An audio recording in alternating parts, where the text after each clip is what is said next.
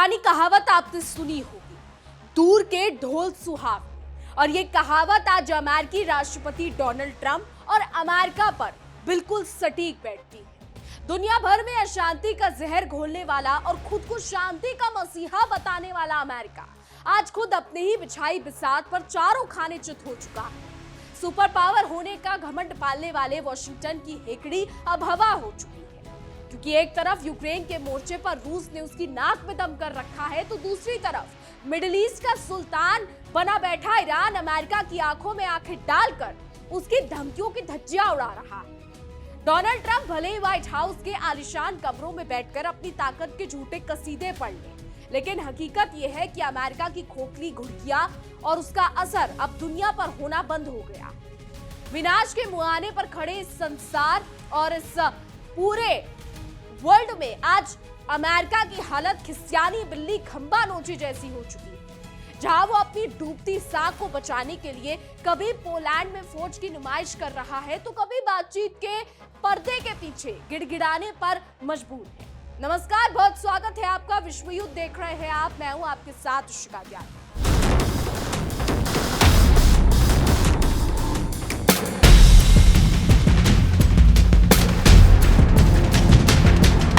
दुनिया भर में शांति का ढिंढोरा पीटने वाला और खुद को विश्व का गुरु समझने वाले डोनाल्ड ट्रंप आज खुद अपने ही बुने हुए चक्रव्यूह में बुरी तरह फंस चुके हैं। सुपर पावर होने का धम भरने वाले वॉशिंगटन की हेकड़ी अब हवा होती दिख रही है, क्योंकि एक तरफ यूक्रेन की जंग यूरोपीय देशों के दरवाजों पर दस्तक दे रही है, तो दूसरी तरफ मिडिल ईस्ट में ईरान अमेरिका की आंखों में आंखें डालकर उसे उसकी औकात याद दिला रहा है।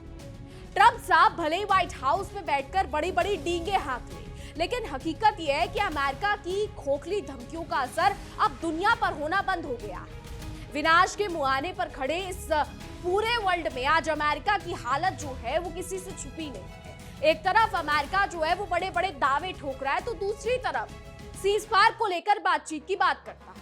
रूस और यूक्रेन के बीच चल रहा युद्ध अब एक ऐसे खतरनाक मोड़ पर पहुंच गया है जिसने पूरे यूरोप की रातों की नींद उड़ा दी। यूक्रेन ने एक ऐसा सनसनीखेज दावा कर दिया है जिससे पूरे यूरोपीय महाद्वीप में हड़कंप मच गया है और नेटो देशों के मत्थे पर चिंता की लकीरें गहरी हो गई। दावा किया गया है कि रूसी हमले में इस्तेमाल की गई एक मिसाइल के बलबे से बेहद खतरनाक और जानलेवा रेडिएशन निकल रहा है। इस खुलासे के बाद से पश्चिमी देशों के हलक में अब समझ नहीं आ रहा कि किस तरीके से चीजों को किया जाए, और ये बड़ा सवाल उठ खड़ा हुआ है कि क्या रूस अब अपनी मिसाइलों में कोई घातक रेडियो एक्टिव पदार्थ मिलाकर तबाही का नया बवंडर लाने की तैयारी कर चुका है। मीडिया रिपोर्ट्स ये दावा कर रही है। इस भीषण तनाव के बीच यूक्रेन की सुरक्षा एजेंसी जो है उसने कई आंकड़े पेश किए हैं। उसने आग में घी डालने का काम बखूबी यहाँ पर कर दिया। रिपोर्ट्स के मुताबिक अप्रैल के महीने में गिरे एक रूसी R-60 मिसाइल के मलबे की जब जांच की गई तो उसमें यूरेनियम 235 और यूरेनियम 238 के खतरनाक अंश पाए गए, जिसने वैज्ञानिकों को भी सख्ते में डाल दिया। हैरान करने वाली बात यह है कि मिसाइल गिरने वाली जगह पर गामा रेडिएशन का स्तर सामान्य से कई ज्यादा यानी 12 माइक्रोसीवर्ट प्रति घंटा दर्ज किया गया।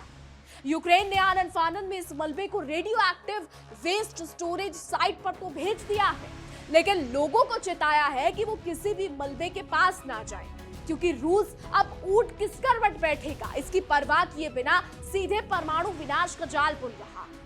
दूसरी तरफ रूस ने भी पश्चिमी देशों की छाती पर मुंह दलते हुए हाल के सालों का सबसे बड़ा और भयंकर न्यूक्लियर युद्ध अभ्यास शुरू कर दिया।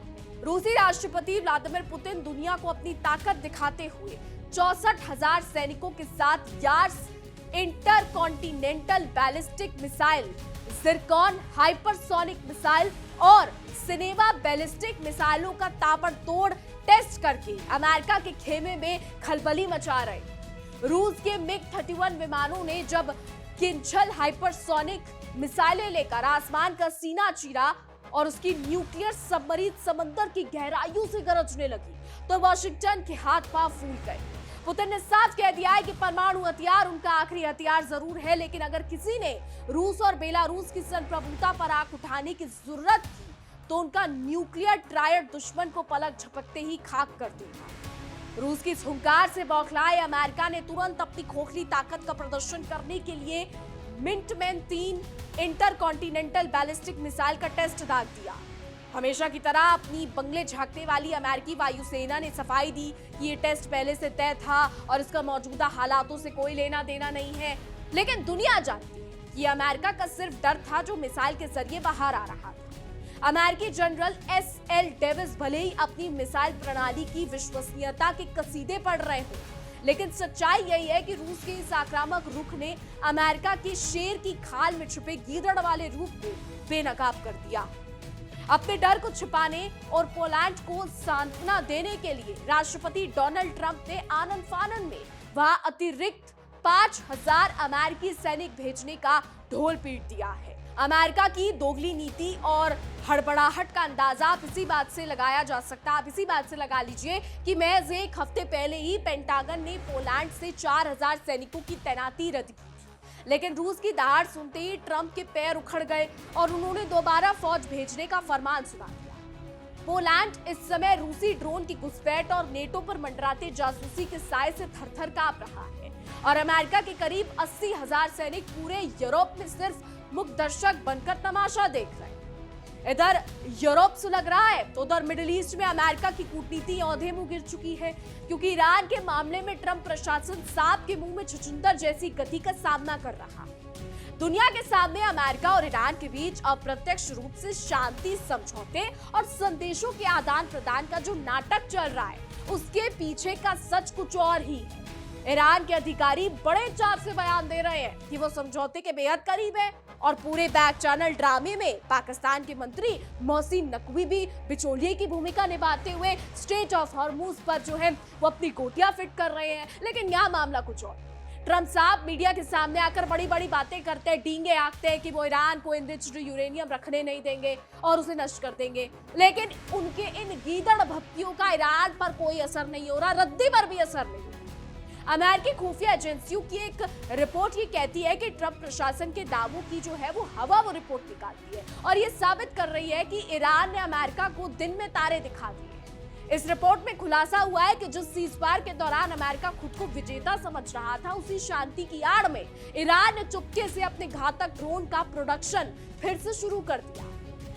अमेरिकी अधिकारियों के पैरों तले जमीन खिसक गई जब उन्हें पता चला कि ईरान की सैन्य क्षमता उनके सारे अनुमानों को धूल चटाते हुए रॉकेट की रफ्तार से दोबारा खड़ी हो रही। ईरान ने अमेरिकी पुनर्निर्माण की सभी टाइमलाइनों को ठेंगा दिखा दिया है और मिसाइल साइट्स, लॉन्चर्स और हथियारों के कारखानों को पहले से भी ज्यादा मजबूत बना लिया है। अमेरिकी रणनीतिकार अब बंद कमरों में सिर पकड़कर बैठे हैं, क्योंकि खुफिया आकलन कहता है कि ईरान में 6 महीने के भीतर अपनी ड्रोन हमला करने की क्षमता को 100% वापस पा लेगा।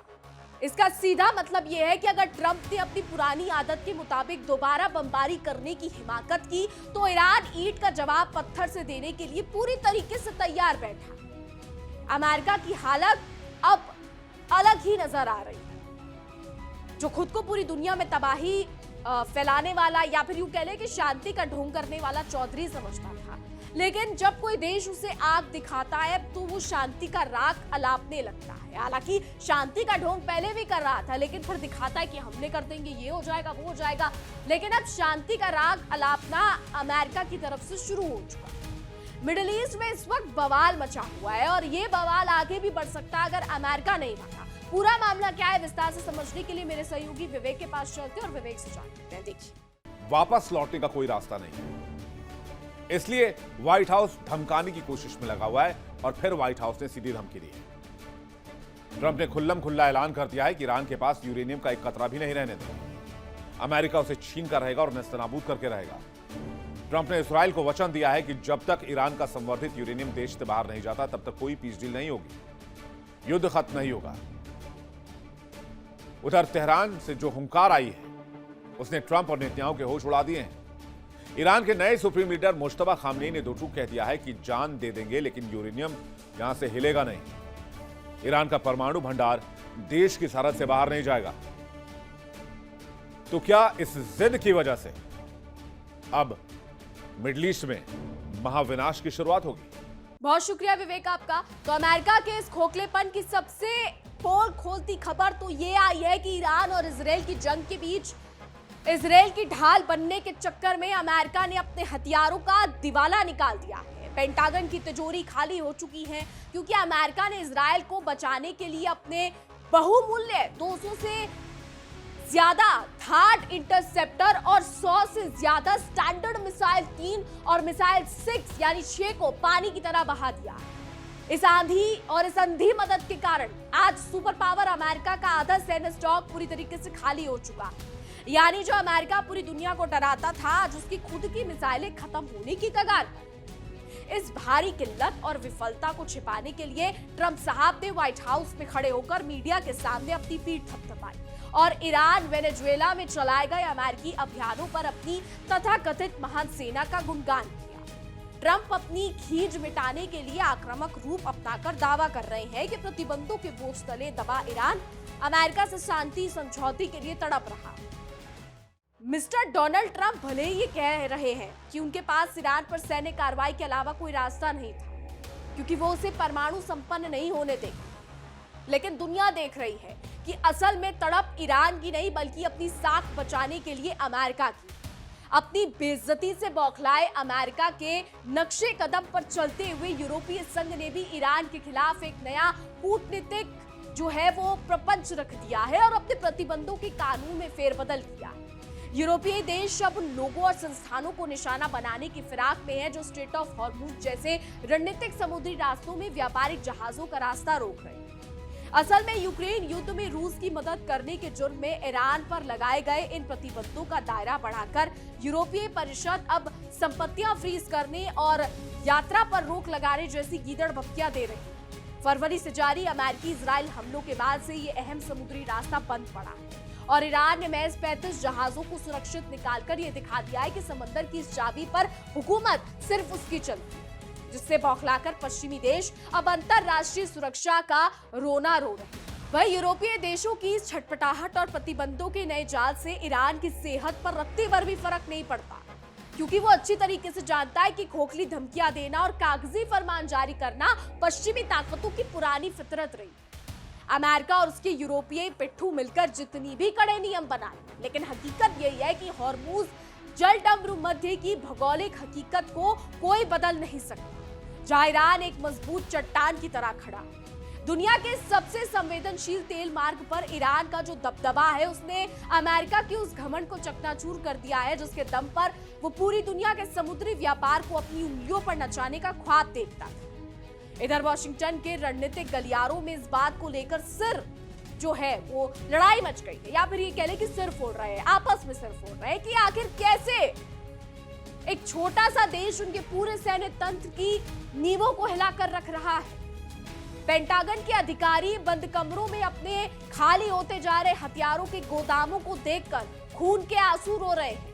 इजराइल की अंधभक्ति में अपने सैकड़ों कीमती मिसाइल इंटरसेप्टर गवा चुका अमेरिका आज उस कगार पर आ पहुंचा है कि अगर आज कोई बड़ा युद्ध छिड़ जाए तो उसके पास अपनी खुद की संप्रभुता की रक्षा करने के लिए भी पर्याप्त गोला बारूद नहीं बचेगा। यह अमेरिका के सैन्य इतिहास की सबसे बड़ी विडंबना है कि जो देश पूरी दुनिया को हथियार बेचने की ठेकेदारी करता था, आज वो खुद एक मिसाइल के लिए मोहताज होने की स्थिति में आ गया। इसी बीच आपको बता दें, यूक्रेन के फ्रंट से आ रही खबरों ने अमेरिकी राष्ट्रपति ट्रंप साहब की रातों की नींद पूरी तरीके से उड़ाकर रख दी, क्योंकि वहां रूस का आक्रामक रुख कम होने के बजाय और भी ज्यादा आक्रामक और जानलेवा होता जा रहा है।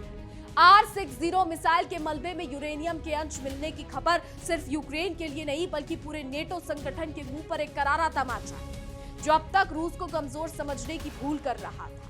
इस रेडिएशन के फैलने से यूरोप के नागरिक अब अपने ही शासकों की नीतियों को कोस रहे हैं कि उन्होंने अमेरिका के बहकावे में आकर एक ऐसी जंग मोल ले ली जिसका अंत अब परमाणु विभीषिका के रूप में उनके अपने ही घरों के विनाश से होने जा रहा।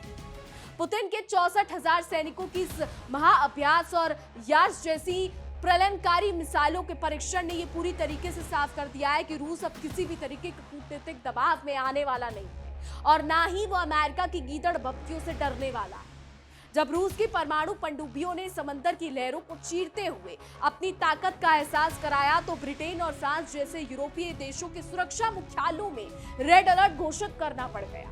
अमेरिका ने पोलैंड में जिन 5000 अतिरिक्त सैनिकों को भेजने का पासा फेंका है वो सिर्फ एक सियासी चाल है ताकि दुनिया को दिखाया जा सके कि नेटो एकजुट है, लेकिन हकीकत में ये सैनिक रूसी मिसाइलों के सामने सिर्फ चारे की तरह इस्तेमाल होने के लिए भेजे जा रहे हैं। दूसरी तरफ ईरान ने बैक चैनल वार्ताओं की आड़ में जिस चतुराई से अपनी सैन्य ताकत को दोबारा संगठित किया है उसने अमेरिका के पूरे खुफिया तंत्र की काबिलियत पर एक बहुत बड़ा सवालिया निशान लगा दिया है। जिस सीज़फायर को ट्रंप प्रशासन अपनी कूटनीतिक जीत मानकर जश्न मना रहा था वो दरअसल ईरान के लिए एक वरदान साबित हुआ, जिसका इस्तेमाल उसने अपने तबाह हो चुके ड्रोन कारखानों को फिर से जिंदा करने में किया। ईरान ने अपनी मिसाइल साइट्स और हथियारों के प्रोडक्शन को इतनी तेजी से बहाल किया कि अमेरिका के बड़े बड़े रक्षा विशेषज्ञ भी उंगली दबाकर रह गए, क्योंकि ईरान ने पुनर्निर्माण की उस हर समय सीमा को पीछे छोड़ दिया है जिसे पश्चिमी देश नामुमकिन मान रहे थे। इस पूरे मामले में पाकिस्तान के मंत्री मोहसिन नकवी की ईरान में एक्टिव और रणनीतिक रूप से महत्वपूर्ण स्ट्रेट ऑफ हॉर्मुज को लेकर चल रही ये गुप्त बैठकों ने अमेरिका की चिंता को चौगुना कर दिया, क्योंकि अब ये खेल सिर्फ दो देशों के बीच का नहीं रह गया है। डोनाल्ड ट्रंप भले ही मीडिया के कैमरों के सामने आकर अपनी छाती चौड़ी करे और ये कहे कि वो ईरान के अत्यधिक संवर्धित यूरेनियम को नष्ट कर देंगे, लेकिन अंदर से उनके हाथ पांव कांप रहे हैं, क्योंकि वो जानते हैं कि ईरान अब उस मुकाम पर पहुंच चुका है जहां से पीछे धकेलना नामुमकिन। ट्रंप का ये कहना कि ईरान संघर्ष जल्द खत्म हो सकता है, खत्म होने वाला है, दरअसल उनकी अपनी कमजोरी और जंग से पीछे हटने की छटपटाहट को साफ बयान करता है। यूरोपीय संघ द्वारा ईरान पर लगाए गए संपत्तियों का फ्रीज करना और यात्रा प्रतिबंध जैसे कड़े कदमों का उठाना इस बात का संकेत है कि अब यूरोप भी डर गया है, क्योंकि इतिहास गवाह कि प्रतिबंधों ने ईरान को कमजोर करने के बजाय और ज्यादा आत्मनिर्भर और आक्रामक बनाया। ईरान ने अपनी सीमाओं के भीतर रहते हुए जिस तरह से स्वदेशी तकनीक के दम पर हाइपरसोनिक और ड्रोन तकनीक में महारत हासिल की है, उसने पश्चिमी देशों के इस भ्रम को पूरी तरह तोड़ दिया है कि वो तकनीक पर सिर्फ अपना एकाधिकार रखती। आज हालात ये है कि अमेरिका और यूरोप मिलकर भी ईरान को झुका नहीं पा रहे, बल्कि ईरान की हर हरकत पर पूरे वॉशिंगटन में खलबली मची हुई है। सच्चाई तो यह है कि अमेरिका आज दुनिया के रंगमंच पर एक ऐसे बूढ़े और लाचार शेर की तरह बर्ताव कर रहा है जो अपनी घटती ताकत को छिपाने के लिए सिर्फ दहाड़ना जानता है, लेकिन शिकार करने की क्षमता खो चुका है। एक तरफ यूक्रेन में रूस की अटूट ताकत और दूसरी तरफ मिडिल ईस्ट में ईरान का बढ़ता हौसला। इन दोनों के बीच फंसा अमेरिका अब अपने विनाश की पटकथा खुद लिख रहा है। ट्रंप साहब का ये सोचना कि वो प्रतिबंधों और सैन्य दबाव के जरिए दुनिया पर अपनी बादशाहत कायम रखेंगे, उनका एक ऐसा हसीन सपना है जो बहुत जल्द टूटने वाला है, क्योंकि दुनिया अब एक तरफा अमेरिकी हुकूमत को बर्दाश्त करने के मूड में फिलहाल नहीं। अब इस पूरे घटनाक्रम ने यह साफ कर दिया है कि अमेरिका की बांटो और राज करो वाली नीति अब खुद उसी की गले की हड्डी बन चुकी है। वॉशिंगटन की शय पर जो नेटो देश कल तक रूस को घेरने के बड़े बड़े मंसूबे बांध रहे थे, आज वो खुद परमाणु रेडिएशन के खौफ से कांप रहे हैं। पोलैंड में 5000 सैनिक भेजना अमेरिका की सैन्य ताकत का प्रदर्शन नहीं, बल्कि उसकी उस घबराहट का सबूत है जो रूस की यार्स और जिरकॉन मिसाइलों की गूंज सुनकर पैदा हुई। ट्रंप प्रशासन भले ही दुनिया के सामने खुद को शांति का चौधरी दिखाने की कोशिश करे, लेकिन हकीकत यही है कि अमेरिका ने यूरोप को एक ऐसे बारूद के ढेर पर ला खड़ा किया है जहां सिर्फ एक चिंगारी पूरे महाद्वीप को राख के ढेर में बदल सकती है। यूरोप इस वक्त बेबस नजर आ रहा है। पश्चिमी एशिया में ईरान ने अमेरिका के सारे कूटनीतिक चक्रव्यूह छिन्न भिन्न कर दिए हैं। अमेरिका जिन प्रतिबंधों के दम पर ईरान को घुटनों पर लाने का दावा कर रहा था, उन प्रतिबंधों को ठेंगा दिखाकर ईरान ने 6 महीने के भीतर अपनी सैन्य क्षमता को पहले से भी ज्यादा मारक बना लिया है। अमेरिका और इजराइल ने मिलकर ईरान के जिन ड्रोन्स और मिसाइल ठिकानों को तबाह करने का दावा किया था, वो ठिकाने आज फिर से तैयार होकर अमेरिकी हितों को निशाना बनाने के लिए तैयार बैठे। यह अमेरिका की खुफिया विफलता की सबसे बड़ी मिसाल है कि सीज़फायर की आड़ में ईरान ने अपनी ताकत का ऐसा पुनर्निर्माण कर लिया जिसकी भनक तक वॉशिंगटन के आकाओं को नहीं। व्हाइट हाउस के पोडियम पर खड़े होकर मिस्टर डोनाल्ड ट्रंप का यह दावा करना कि ईरान समझौते के लिए तड़प रहा है, सिर्फ अपनी घरेलू राजनीति को साधने और अमेरिकी जनता की आंखों में धूल झोंकने का एक पैतराबाजी से भरा प्रयास है।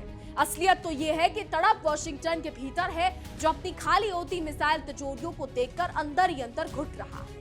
इजराइल को बचाने के फेर में अमेरिका ने अपने आधे से ज्यादा थाड और स्टैंडर्ड मिसाइल इंटरसेप्टर गंवा दिए, जिसके बाद अब उसकी अपनी सुरक्षा भगवान भरोसे दिखाई दी। अमेरिकी सेना की इस लाचारी ने दुनिया के सामने ये साबित कर दिया है कि सुपर पावर होने का तमगा लगाने वाला यह देश अब अंदर से पूरी तरह खोखला हो चुका है। तो यूरोपीय संघ द्वारा हॉर्मुज में जहाजों की आवाजाही को लेकर ईरान पर नए प्रतिबंध लगाना भी एक ऐसा कागजी तीर है जिसका निशाना पहले से ही भटका हुआ है। जब तक ईरान के पास इस रणनीतिक जलमार्ग की चाबी है, तब तक पश्चिमी देशों की कोई भी आर्थिक या कूटनीतिक चाल कामयाब नहीं हो सकती। ईरान ने पिछले 24 घंटे में 35 व्यापारिक जहाजों को सुरक्षित निकालकर पश्चिमी देशों को यह कड़ा संदेश दे दिया है कि इस इलाके का असली सुल्तान कौन है। अमेरिका अब चाहे जितनी मिसाइलों के परीक्षण कर ले या अपने सैनिकों को मोहर की तरह यूरोप में तैनात कर दे, लेकिन इतिहास के पन्नों पर यह दर्ज हो चुका है कि दुनिया में अब उसकी दादागिरी के दिन गिने चुने रह गए। बहरहाल आगे देखना होगा कि क्या होता है। फिलहाल हमारी आज की रिपोर्ट में बस इतना ही। तमाम बड़ी खबरों के लिए देखते रहिए इंडिया डेली।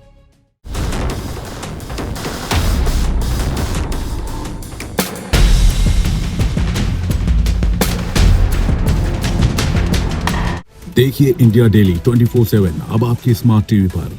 इंडिया डेली मौजूद है सभी डिजिटल प्लेटफॉर्म पर लाइव और लगातार। इंडिया डेली 24/7 हर दिन राष्ट्र को समर्पित।